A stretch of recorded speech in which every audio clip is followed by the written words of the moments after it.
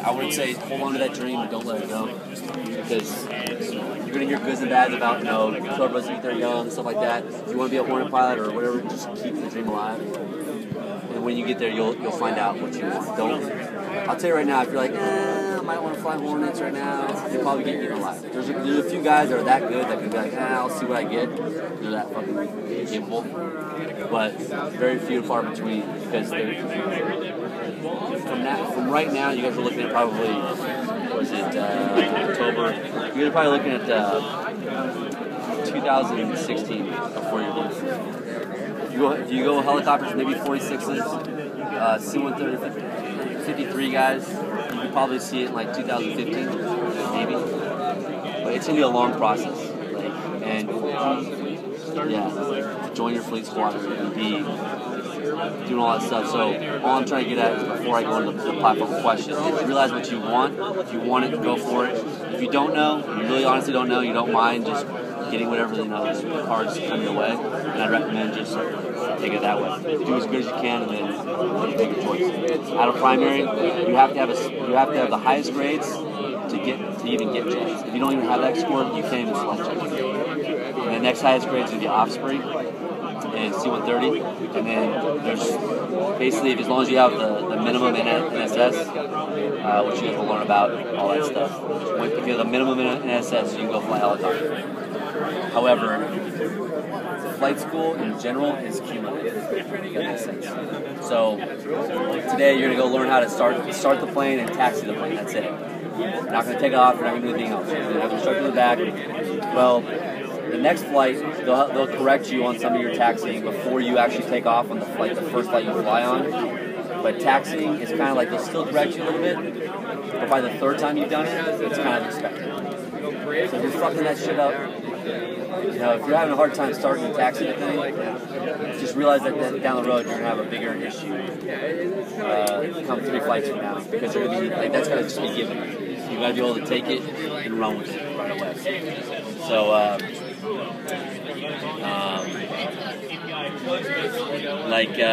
there'll be a day where just taking off and before you solo, it's like taking off, getting out to the working area, talking on the radio while you're turning. Guys, a lot of times while they're maneuvering the aircraft, their brain just shuts off. They can't fucking talk. It's like 100%, just stay on altitude. But you'll get better at it, and then before you know it, now that's just expected. Now you got to go out to, and then so forth and so on. So just keep gradually getting harder to the point where you'll be, the guy asked me earlier about if you have a lot of prior hours. Guys that have kind of struggled all the way, by the time you get to a tactical jet or tactical aircraft, even the Cobras or Hueys in it, you'll be able to work a radar. Heads down, kind of keep up with the pace, because you've always been working the whole way. Does that make sense? You've never not had to work for it.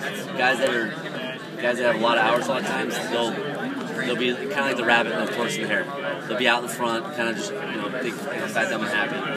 Next thing you know, the workload catches up to them, and they're not used to putting in the hours for studying. Because eventually, none of you here ever, if you're flown, you've never flown with a radar. You've never flown, with talking to a section over there, with the guy in the back, guy over there, and then you have a whole litany of freaking C-130s above you dropping a loom, a section of Huey Cobra section below you shooting and stuff like that. That's on the air side, on the air to ground side. Then you have the air to air side. You have to do all that other stuff. So if you're struggling in the beginning, don't be upset about it. Just realize that this is kind of like the toughening, the hardening to make you better down the road when it's time to start doing tactical employment. Think of this.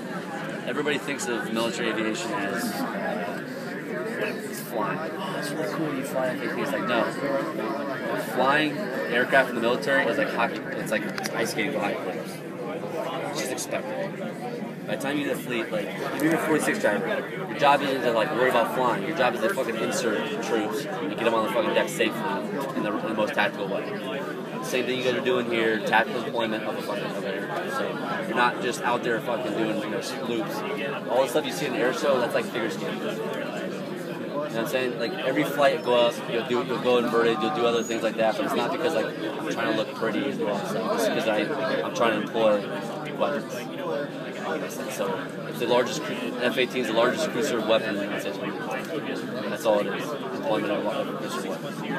So if you think of it like that you're getting to that point, I think for me it always makes it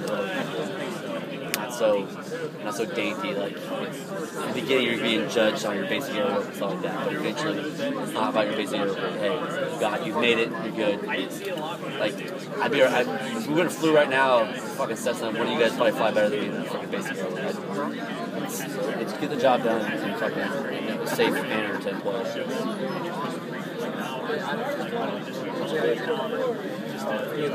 I came from MAG 42 before disbanded. Yeah. And we always had open flight hours on like F-18s. The pilots were able to use it. For what? Open flight hours for the sims. Okay. Do they have open sim times? And that was my thing. I used to actually sneak in and like break the rules. If they had like my buddy would just crack the back door or something like that. I'm not sure what the security is now, like that down in Kingsville, but just crack the back door and then come in and just sneak in and run the machine by yourself in the evening or something like that. Just put like another hour in or something like that. The other thing you do is chair fly, and it's kind of monotonous in the beginning, but you can't really do it with a friend or a buddy. You have to do it by yourself. For me, anyway.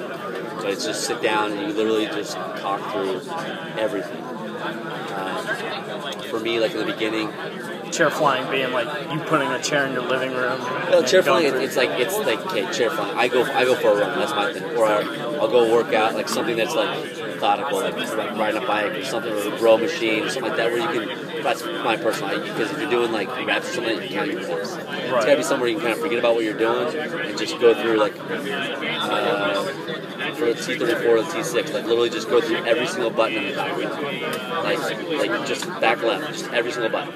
You know every single button in the cockpit, what it does and where it goes. At every single part of the flight. That makes sense. And at that point, now this will probably take you 5-10 minutes. You know, if you just like actually picture it, and then you go to the point where now you go through startup. And you're gonna have all these ditties, all these like these little like I don't know them. You might know some of them, but it's like.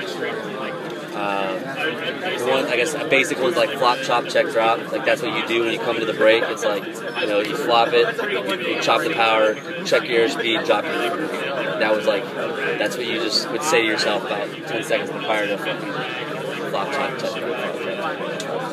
So, you know, flop, chop, and you just do all these things. There's a bunch of stuff for all your emergency procedures. You'll have a bunch of those things. Everything. All your startup is like time, check, oil, like, I don't know. To get to the point right now, I don't even use a checklist. I have a knee board that's like a blank knee board. That's all I use. I can start it off in the morning. It'll eventually get there. But the more time you put in up front, the more due diligence you do up front of just being solid. You can do that shit on your way to Austin. You're in Kingsville, which I'd recommend. Texas. Anybody like Texas? I'd highly recommend Texas.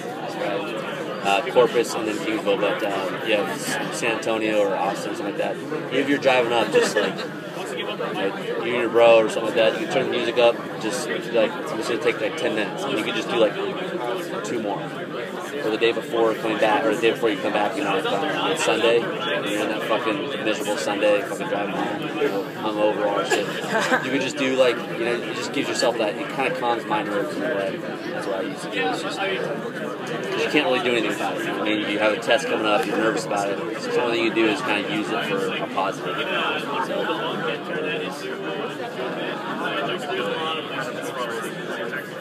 any other questions? Do you know if they're transitioning any pilots yet? Yeah, actually they are. I'm probably going to put in for the transition next year.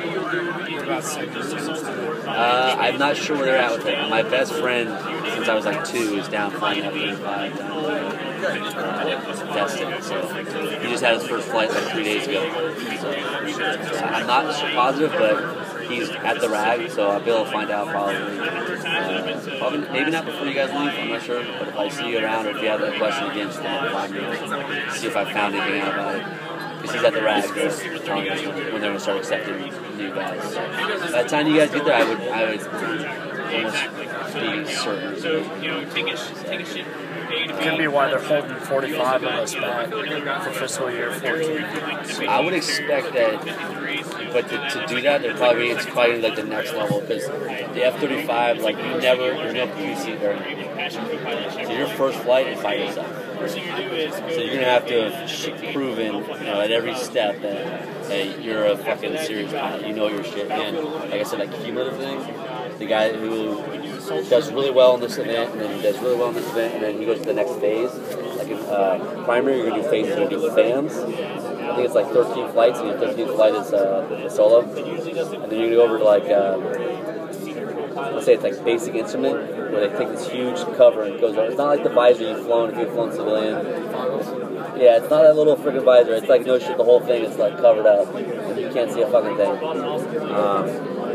You would do that for like 4 or 5 flights, and then you go to formation, and then you go back to like RIs, and that's like the last thing you do prior to going to the next platform. Now, a lot of guys, their basic airwork from their initial flying just goes to fucking to the ass, because they're flying instruments, and all they do is like blow them off on one instrument.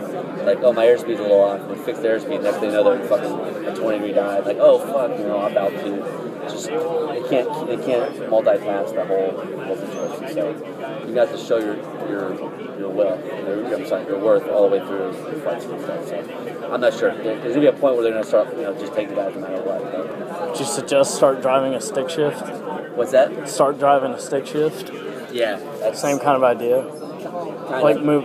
Yeah, when you first start, like you're everything, and then before you know it, you're eating a cheeseburger on the phone, like doing whatever the fuck you want, But it just takes a while to get that point. I'd say like maintain your overall, like a lot of guys kind of get away from the athleticism or just staying in shape and staying. It's one of those things that it's beneficial for your stress, and it's beneficial for your hand-eye coordination. Flying is athletic by nature, so especially when you start getting into formation flying, which is it's basically the one thing that makes us different than any other kind of flying. It's formation flying. Like civilians can do a lot of this stuff, and even civilians now fly formation, but not for not tactical formation. So, and especially in helicopters, you don't have a radar or anything like that. It's all hand-eye. It's all closure rates. You don't see anything. All you see is he's out in the sky. There's no closure rate except for what you have as far as check lines. So, or a cloud back in the distance. So, maintaining some kind of athleticism or some kind of ability to fly, not just be so book smart that it's working at real motherfucking thing.